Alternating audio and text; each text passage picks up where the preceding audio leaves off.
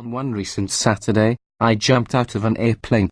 But that wasn't the most exciting thing that happened that week. Because 6 days later, I drove the Ferrari 812 Superfast. In Italy, on Ferrari's private race test track in Forno. It was, in skydiver parlance, epic. The speeds were higher, the G-loads greater, and the soundtrack light years better than just a whole lot of high-speed wind buffeting past my ears.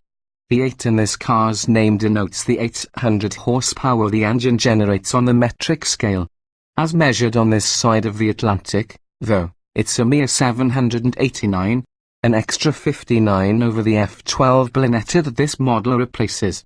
The 12 is on the badge because there are a dozen cylinders beneath the hood, and Superfast is both a name from Ferrari's history and a promise delivered. Compared with the F12's engine, the 812's is 75% new, displacing 6.5 litres versus the F12's 6.3. The V12 makes its 789 horsepower at 8,500 revolutions per minute on its way to an 8,900 revolutions per minute maximum. Peak torque, 530 lb-ft, crests at 7,000.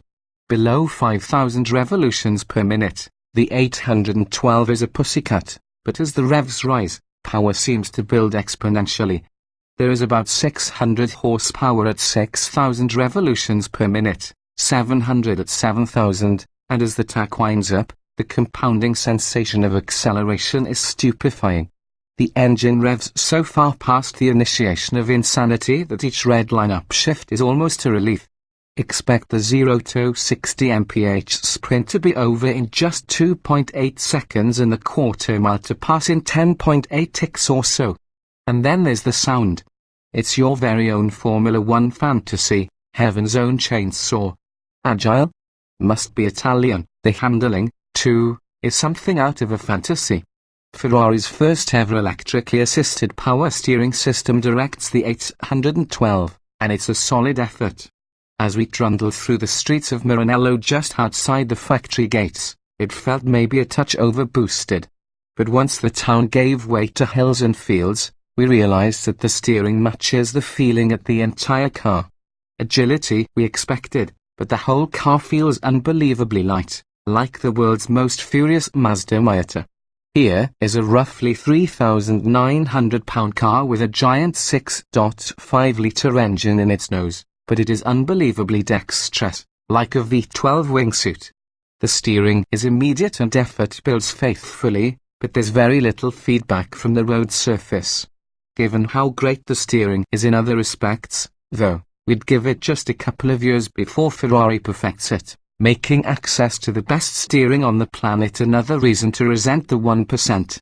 The 812 carries over the space frame from the F12. Which means nearly the whole car is constructed of aluminium. Carbon fiber is employed almost purely as a stylistic flourish, in most cases an optional one. The F12 TDF donates its rear wheel steering system. As he took us on an orientation lap, a single one exclamation mark of Ferrari's test track at Forno, development driver Raffaele de Simone made sure we knew how to turn off stability control and said, "It's okay if you spin the car off the track." No, it isn't, Raphael. And yet, the rest of his advice proved well-founded. You expect an 800 horsepower, $300,000 megacar to be intimidating, but so controllable and predictable is the 812 that we were immediately comfortable. By the end of our second lap, stability control was turned off, the 812 was sideways, and we were giggling like a teenager doing our first burnout again. It feels as if the driver can transfer individual pounds of load to each wheel to balance the car through turns, and the smooth power delivery means that you can meter precisely as many ponies as you need to maintain any intended line or slip angle. The F12 was among the quickest cars we've ever tested at Lightning Lap, and we suspect the 812 is going to take a bite off its predecessor's 2:50.8 time around Virginia International Raceway's Grand Course. And sensible, too. The spacious interior and comfortable driving position do much for the car's approachability, as does the excellent visibility to the front and sides. The high tail means the view rearward is more like that of a mid-engine car. But even 99th percentile drivers can get comfortable in the driver's seat. While the ride is a little choppy, the suspension rounds the harsh edges off any bumps. This would make a perfectly acceptable daily driver. In subdued colors, the 812 could almost come close to blending in with traffic. Whether other commuters envy you will be a matter of taste. But there's a load of function in the Superfast's extreme styling, and every last intake and vent punched into the bodywork is functional.